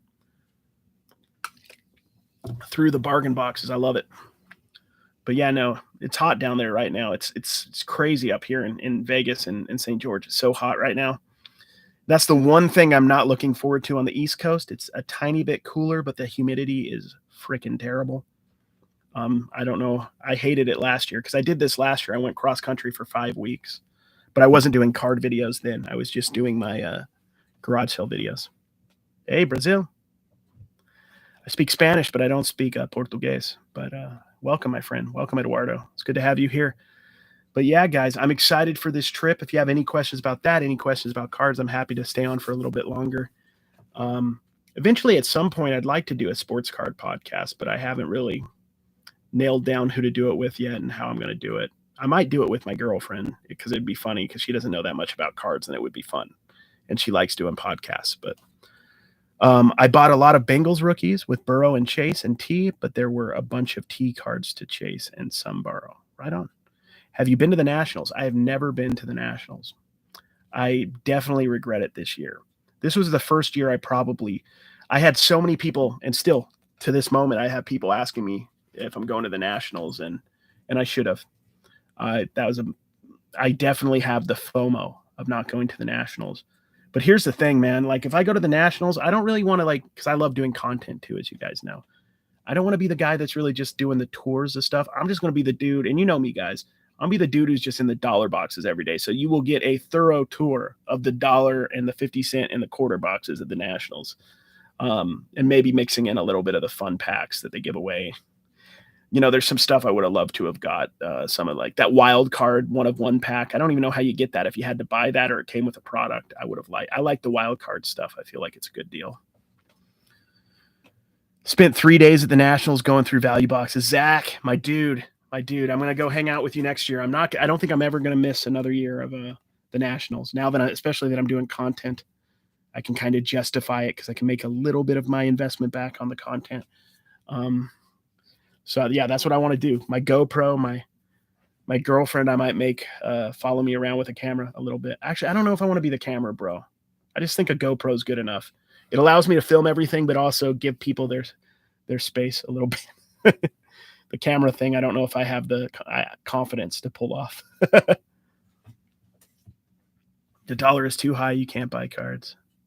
Yeah. Oh man, that sucks, man. I'm sorry to hear that. What happened to your plans to do a podcast with WPK? We were talking. I was just talking to Blake today. We might still do it. I don't know. I just kind of fizzled. Sometimes how that stuff is.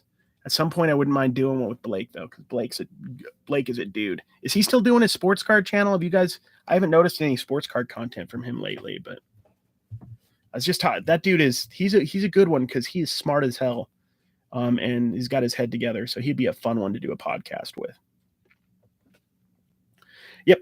Say, oh, dude, there's so much tax deductible when you do a trip like that. Yeah, the travel, your hotel.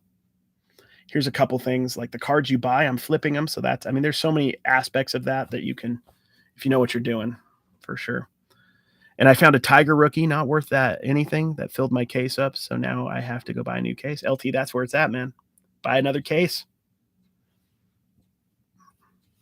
Yeah, people will say there's no deals to be found there. There absolutely are. I think the deals are always there when you play the game that we're playing, Zach, in the fringes, on the boxes, because for every dealer that has those sweet looking, maybe they have a 1-of-1 Brock Purdy or whatever. Sure, they're not going to move much off that because they're at the National. That's the place where they should get market value. But I'll tell you what, they got boxes of stuff they would love to sell you inexpensively because they'd like to pay for their travel. They'd like to make their money back on their booth. They'd like to make a profit. That's where the deals are made a lot of times. Oh yeah, I got a $15 Brock Purdy rookie, $5. Okay, fine. And take 3 of them and then I'll give them to you at $7 a piece and you can double your money and I get rid of some stuff and get money for the, now I covered lunch today. Not that they need the money, but like everybody in their head when they got a booth is trying to make their money back. And I think the dollar boxers, the bargain boxers, are the people who really pay for most people's booths if they're done right. In my opinion, like a good booth is going to have a great selection of low end in the boxes, and then hopefully some really, like 702 in Vegas is really interesting because they used to be dark side games, which was just basically dollar boxes and some random cards in the case. But now that Neil from 702 took over, Neil has some high end stuff. I'm talking a black finite 1-of-1 Lamar Jackson Prism PSA 10, I believe, that's worth maybe like 30 or 40,000. He has that. And 6 feet away, there are boxes, 50-cent card boxes. Do you see what I'm saying? Like that to me is a great card shop. There's some boxes for the box people to open.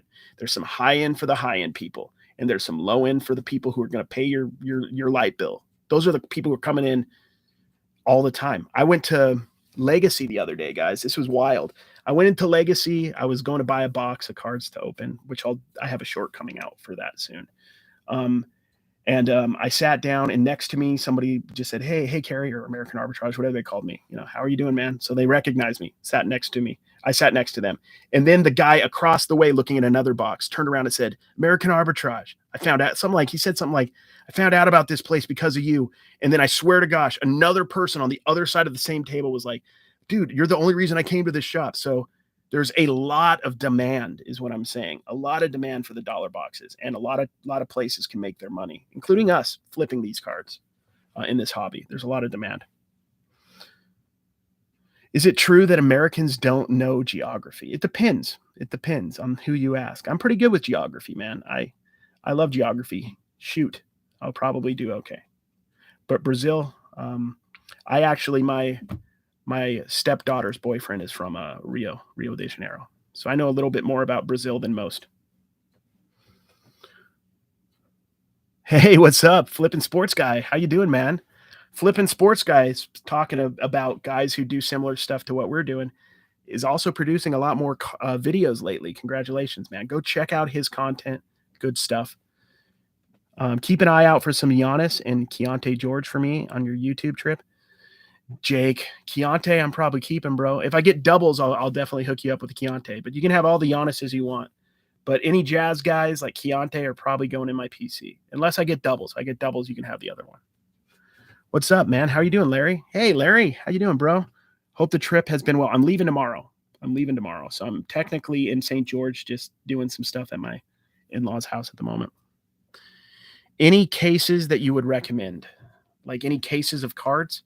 I would recommend not opening cards unless you have the money to do it for fun. That's my recommendation. My recommendation is if you open cards, you will lose money 9 times out of 10. You definitely, so find the stuff that you love. Now, if you buy super high end, there is the potential you get that logo man or something, but for every logo man, there's 75 Ronnie Cycli, National Treasure autographs or whatever it is. It's probably Ronnie Cycli might be a little too bad of a card for National Treasures. But my point is, you'll lose more than you win. And I wouldn't encourage you to do that unless you had the money to do it. If you have the money to play around with and it doesn't matter, and you maybe you'll flip and get some of your money back, or you don't care, then go after what you dig. As far as like higher end stuff, if money wasn't an issue, I think Optic's fun. I like Optic. But I mean, I have a hard time going and spending $100 on a box, guys. So I'm not the guy to ask. This has been super inspiring for me. Awesome, Xander. I'm going to start my eBay store this week. Might even start doing content. That's what I want to hear, man. And Xander, and seriously, any of you guys, Instagram's the place, because I'll be able to see your messages a lot easier. But hit me up on Instagram. I'm happy to talk shop with you, give you advice, tips, if I have any. And I'm happy to help. We're all in this together, whether it's for eBay or content, which I'm passionate about both. I'm always happy to lend an ear. And if I can help, I'm happy to help you. Love the hobby and finding gems in the dollar boxes. Thanks for the content. Right on, Xander. Do content, man. Copy me. Do what I do. It's worked for me, man. How many PC cards do you have? Weird question. It's not a weird question. I probably have that I have in my I have a binder right now that I'm putting together, and it's maybe 30, 40 cards. I'm building it because I'm trying to do more PC stuff because it's hard for me. It's hard for me to do PC because I'm such a flipper.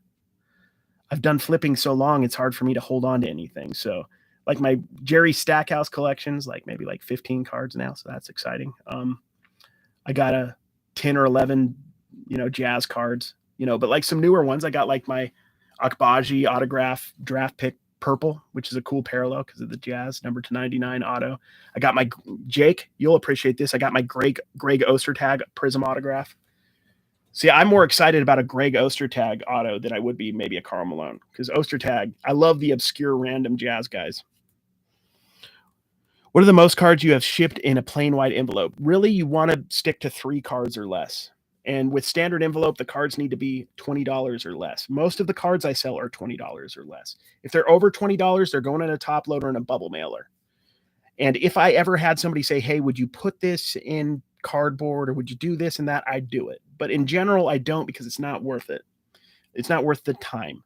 Or if I go out and buy those pre-made ones, which they sell on the market, it's just an extra expense. And when you're selling low-end cards, expenses matter. You have to cut those down. Jay Ryan, you know what's up. Ostertag, the GOAT. Kerry ain't lying about helping out. He's a huge community guy. Thank you, Jake. Yeah, me and Jake were talking at the thrift store here in St. George yesterday for a little bit. It matters to me, guys. It matters. It matters that we all can do this and make a little bit of money, I'll help you with YouTube. If you get to be where you're getting a ton of views, then maybe we'll be competitive with each other, but it'll be in good fun. It's always fun to have a little competition, but I'm always down to help if I can. I have a Devonta Smith rookie collection. That's awesome, man. Devonta's a good player too. Heisman Trophy winner, right? For Alabama. Adam Keefe is better. Samuel. I knew I liked Samuel. Adam Keefe is better than John Stockton. See, I would prefer Adam Keefe stuff to John Stockton. I mean, maybe some of the cool inserts I'd like of John Stockton, but honestly, even in the 90s, I found especially John Stockton very boring. As a Jazz fan, I found Stockton boring. Karl Malone, not so much at that time, because he was just doing cool slam dunks and stuff. But like, I've always been like rooting for Brian Russell. Jake, you would know Brian Russell. Or, I mean, I used to go to the Rocky Mountain Review, which was the summer league, the Utah Summer League before the one they have now. Back in the day, in the early 2000s, like one of my favorite moments at that, we would meet Jazz guys and they were super nice, is what I was getting at. But I met, Jabari Smith Jr., number 2 pick last year. Well, his dad, Jabari Smith Sr., was at the Summer League in 2001. Super nice dude. I was 16, 17. I went up to him and I'm like, hey, Jabari, I'm like, can I have your headband? I don't know what I said. Or can I have your shoes? I probably asked for his shoes because I was a punk kid. And he said, I'll give you my headband. And then after the game, he came back out on the court and he gave me, this is Jabari Smith Jr.'s dad. He gave me his headband. I wore it to play basketball for a year straight. I wore that headband. And, headbands in the early 2000s were the thing to be wearing. So that was very cool. I also do a lot of low end. I play with some mid end stuff too. Definitely going to jump on YouTube bandwagon and start my channel. You already have the name Ohio Pick and Thrift. That's a good name. So do it, dude. Do it. Do it. Put out a video. Let me know when you put out that video. I'll put it up on my main Instagram, and we'll see if we can't get you a little bit of little tiny jump start with a couple people watching your video and get you started. And the key is you guys have to remember, my card channel grew a little bit faster than my first channel. I got lucky, but like my original channel, I remember spending not hours, but I spent a lot of time on my videos, and I would make my thumbnails in a way I thought was perfect. And I was so excited, and then 17 people would watch. And I was like, oh man, I guess, but then the next video, like 30 people watched. And then slowly but surely, it grew. So if you want to do something, and I will tell you guys this seriously, with all honesty, TikTok especially, content creation has changed my life completely. This really happened to me last week, guys. I was let me tell you a preface to this, and Jake already knows about this. In 2019, I was like, I loved watching YouTube, Reseller in particular, garage sale content, Commonwealth Picker, who later became like one of my best friends. Like I'd watch his stuff, and I kept hearing, Gary Vaynerchuk talk about, start doing TikTok, start doing YouTube, start doing content. And I had a store. I had an antique shop, little resale store in Utah at that time. And I just finally started. It was Thanksgiving weekend in this house at my in-laws' house. I was down here. I went garage selling. I actually got some cards. My first video, if you go on my main channel from 3.5 years ago, is about sports cards. I got some cards. I did a video. I did a TikTok that got 2 views. 2 views. My first TikTok got 2 views. And I just kept doing it and doing it. And then, my main TikTok's at almost 900,000 now. I have over 1 million followers on everything right now, or subscribers or whatever. And it's given me so many opportunities, up to including literally this week, guys. This is a full circle moment. And this is insane. I don't say this to brag, but it's insane to me. Gary Vaynerchuk, the guy who inspired me to start doing this, the guy that inspired me to do this, literally messaged me and said, hey, if you're going to the National, I'd love to, I've been watching national vlogs and stuff. And I guess he was watching some of my card stuff because he has mentioned it a couple times. He's like, I'll give you 5 minutes, we'll find 5 minutes and maybe I can help your vlog out and stuff, American Arbitrage Cards. I'm like, I was thinking about it because it was going to cost a lot of money and I'm going on my trip. And I basically told him I can't make it, man. I'm sorry. And then we talked a little bit. Last I heard, he's sending me some cards for this trip, hopefully, that I can give out, some V-Friend stuff. So we'll see. Hopefully that happens. Super nice guy, super friendly. I can't believe that happened. And it's just so weird what happens when you put your mind to something and how it can totally change your life. And that's more content creation than it is sports cards. But all my content creation is based on the stuff I'm passionate about, which is reselling. Shirts, hats, sports cards, stuff I dig. So if you feel that in you, if you feel like a little bit of creative juices, if you feel the need to want to talk about your sports collecting journey or your sports flipping journey, take this moment, guys. Hit me up on Instagram and I'll hold you accountable. Start today. Make your channel. Maybe don't do a video today unless you're feeling super inspired, but start today, guys. You can do it. Harry T is bringing back headbands. Yes, he is, dude. Harry Tornado, the man. Darren Williams signed a card for me when I was like 9 and it changed my life. I saw Darren Williams and Paul Millsap and D Brown at a Cafe Rio when I was in college because he's about my age. He's actually a year or 2 younger than me. And then another time I was in downtown Salt Lake, Jake, and I was like, I was near the Delta Center and I was driving, coming home from college, because I had to commute 45 minutes home every day from college. And I saw this Bentley driving behind me. And I'm like, dude, that's a Bentley. I don't think I'd ever seen a Bentley in person. Drives up the side alongside me. It was freaking Darren Williams in a Bentley. I was like, dude, I have a Honda Civic 05, also a great car, almost a Bentley. And he had a Bentley. So we raced and he won. I'm just kidding. We didn't race. Ooh, crap. Sorry, guys. What if you had a Jordan rookie for 1,000 and flipped it for 3,500, or you have an Adam Keefe rookie card auto for your PC, or I would rather have the Jordan to flip because that's a cool video. That's a cool flip. And then I could use that money to buy 7 Adam Keefe rookie autos and then pay my mortgage, my rent at my apartment. I just got my first 1,000 view TikTok And I literally copied Carrie's last two TikTok videos. I love it, man. I love it. Copy away, man.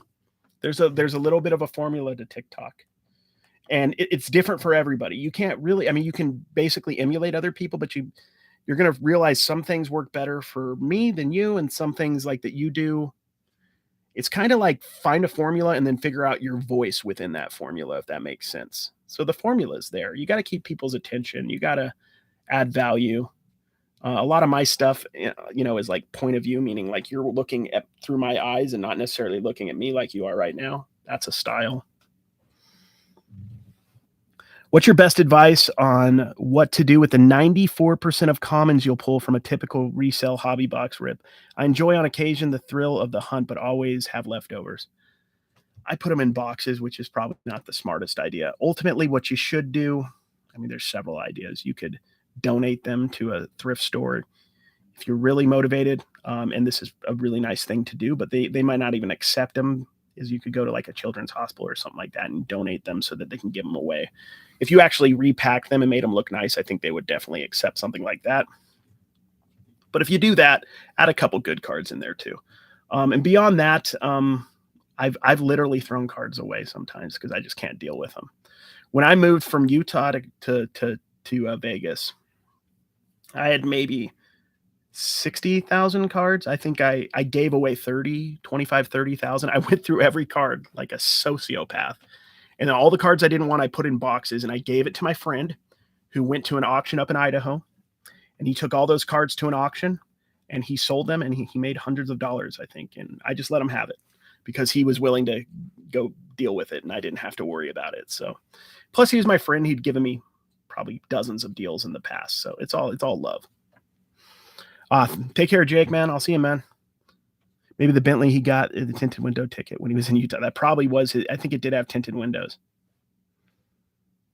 Give them to kids. Easy answer. There you go, man. Get the hobby growing. There you go, bro. Like especially if you're doing like Larry, like you'll do shows and stuff. So if you do shows, it's easier to give stuff away because you have like a place where people are coming up. Make little grab bags or make a box and say, take as many cards as you want. That's a way to do it. Every time I make a sale on eBay, I just give one free base card. That's a good way to do it too. And what they're buying and the live or pick or the player or the team they're a fan of. I normally donate them to the card shop, but I was just curious. And yes, I know what you mean. I can't deal with them all either. I have a bunch that I need to do something with that I still haven't done anything with, if that makes sense. Just curious, but is the revenue from all your content from all platforms you post on helping you cover your road trip? Yeah. Mm-hmm. Exactly. That is. And then also, gas, hotels, all that. I'm filming content, all it's a write-off. It all helps. But I would do it either way, even if it wasn't a write-off. But yeah, exactly. I like to think like last month, I had a video. If you guys know my main channel, I had a video about a Karen who interrupted a Pokemon card sale I was doing or something. And that video did really well. And it made a bit of money. So that is going to pay for a lot of the trip, honestly, without me having to go into other funds. I put some commons lots with cards. I also sell as packing material. Also done lots by the year and team. Also give them to kids. There you go. Thought on FedEx opening a hobby box. They open the box and the packs, then deliver it. That happened to you? I don't know. Like if you have insurance, you should be able to get it covered. It's just a hassle. Pretty much if there's somebody doing something illegal, hopefully you can get a hold of them and get them to cover the loss. But if they won't do it, you're kind of just stuck, unfortunately. If somebody else has a better answer, I don't know. You have 6,000 cards in your shop. Do you feel there is a number where you will top out at? Nah, nowhere near what that is. I don't know what the number is, though. I feel like, think about 1 Million Cubs Project, which a lot of you guys follow. He has, I think, 30, 40,000. So when I hear him talking about topping out, that's probably where I'll top out too, because if that's what he can handle, I'm probably not as good at it as he is. So I'm still thinking I could get to 20 to 30,000 without a problem. I mean, with work, but like I could handle it, if that makes sense, with me and my girlfriend shipping basically. So I still have ability to 5 times my store, I think, on eBay by myself with the help of my girlfriend shipping. So but I think there's a lot of room to grow, and that's what the fun of doing low end is that you can just grow and grow and grow. It doesn't make a lot of sense to do super low end if you're only going to post 100 cards, but if you're willing to do tens of thousands of cards. And then I guess if I got to a certain point and it was profitable enough, I'd hire people to help if I enjoyed it, and I enjoy it. So, I mean, I always look to Burbank Sports Cards as my kind of my hobby heroes, so to speak. But they have 40 people. I don't know how many people they have working for them. A lot of them in the warehouse, a lot of them in the shop. I'm just one person with Don helping me, basically. So,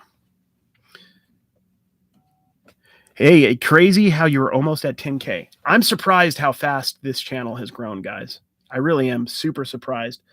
I didn't talk a lot about it on my main channel, on my American Arbitrage channel, but so I don't think it's because I don't know what it is. I think whatever I'm doing filled a need for people that I felt myself. And this is what I encourage anybody to do when they're making content. Make the content that you would watch. As nice as a lot of these guys are, and I've met them and they're super nice, as nice as a lot of these guys who are going to card shows and flipping $15,000 cards and stuff, I'm not that dude. I can't justify that. And I don't even know if they're making money, guys. You know, maybe some deals they're making a ton, maybe some deals they're not. I don't know. A lot of times I don't feel like they're talking about the numbers, and they don't have to talk about the numbers. I'm not saying they should be. I'm just saying I don't relate to that. I do enjoy that content. Don't get me wrong. I watch it, and I met a lot of them, super good dudes and girls. They're guys and girls, gals, whatever you want to call them. But for me, I've been going to the bargain boxes for years, and I enjoy looking through them. And I'm like, you know, I have a little experience filming, you know, for the last couple of years. So I'm like, let me just apply that to doing card content. And to be honest, if I would have guessed 6 months in, I'd be at a third of what I'm at now, maybe 2,000 or 3,000. So it's doing way better than I anticipated. So, and shorts helps a little bit too, like doing short form content and knowing how to do it. That's helped me grow a little bit as well. Aside from eBay, what other sites are the best to sell cards on? I mean, I'm a big, if you guys follow like my podcast and stuff, you know that I like Whatnot and I use Whatnot a lot. I think Whatnot is huge. Whatnot is social media, and I like social media, if that makes sense. So it's a little different, and there is some risk, but no place in the world can you sell stuff as fast as you can on Whatnot. In the 2 years I've been on Whatnot, I believe I've sold almost as much as I have in like almost 10 years on eBay, if that makes sense. Not for as much money, but quicker. So a lot of times I like to go, okay, I'm spending $200 on a lot of cards. Let's go do a Whatnot auction that night and see if I can't make half that money back, or if I'm lucky, all that money back, selling a third or half the cards, and then the rest can go on eBay. And then I'm out zero money, also shooting content on it and making money there. So on a good day, I could go get a lot. I can make half my money or all my money back on Whatnot that night. I could put out a video and make maybe half or all my money back on that, on the video, and then also do eBay. So hopefully I'm making money 4 different ways, playing 4-dimensional chess, you know. But to be honest, I like doing those things. If you don't like doing content, then it's not going to work. But if you enjoy content, it's a fun extra way to do it. Whatnot is fun as well. Mercari too. I think there's a play with Mercari for sports cards. Instagram as well. Putting cards in your story sales and stuff like that could work. I try to make content, but I don't get a lot of views. So think about this, Owen. You just got to take it like kind of like class, like school. Go. I'm sure on Instagram, like you probably watch some shorts on sports cards, or on YouTube, you watch some people who do YouTube. What do you like about what they're doing? What is it that draws you in about that? What can you do that's similar to that, and, you know, content wise? So like my formula is very particular on sports cards. If you guys go watch what I do on my shorts, I only do 2 types of videos for the most part. I go and get a retail box from Walmart or Target, or I go to a bargain box and I show you what the cards are worth. That's it. At some point I might branch out and do other stuff, but for the most part, that's all I do. And I'm consistent, and that's what I do. Because that's really what I do. That's what I like to do. So if you might be the person who likes to open boxes, like Hitman Rips out of Vegas, another Vegas guy. He just likes to buy the latest product, put 2 cameras up, one on his face, one on the product, and go through and talks about the cards. And he's built his channel up to 40,000 people. Sky B Cards is another guy that does similar stuff. You might be the guy who likes, you know, my channel will have flea market and garage sale sports card finds. I just don't have those every week. It just kind of happens when it happens. But my biggest YouTube video on my cards channel is the one where I went to a garage sale and found cards. So That's me, rip and flip. Yeah. So like if that's a good one to do, man. And then you could start out like I literally on my shorts that you see me open, I turn my laptop around. This is about as basic as you can get. I don't have a mat, nothing fancy, dirty table. I take my phone and I have a stand, but I found the best angle I have is a cup. So I put this in a cup, like a mug, and then I film it and then I voice it over. And that's it. That's all I do. Then I edit it, and I know how to edit. That helps a little, but it's not, I don't do any super fancy edits. I'm not doing like, Talon's a great guy, by the way. This is not a remark about Talon, but Talon like will add all this extra stuff, Talon sports cards. You don't have to do that. Great dude, by the way, if you haven't met him. What's up? I love it to try and grade also. So that's another thing. Like there's people who do the PSA reveals on their channels.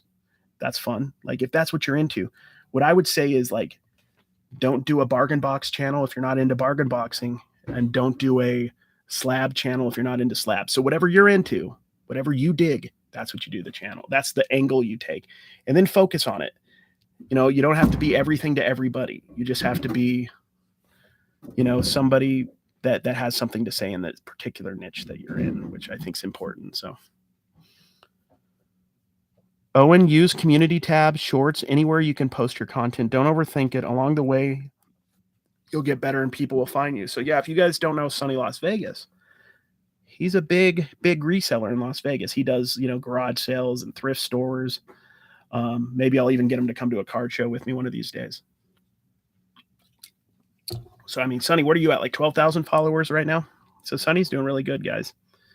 So there's a lot of people you can always DM people, go on people's lives like this and talk to them, get to know them, ask questions.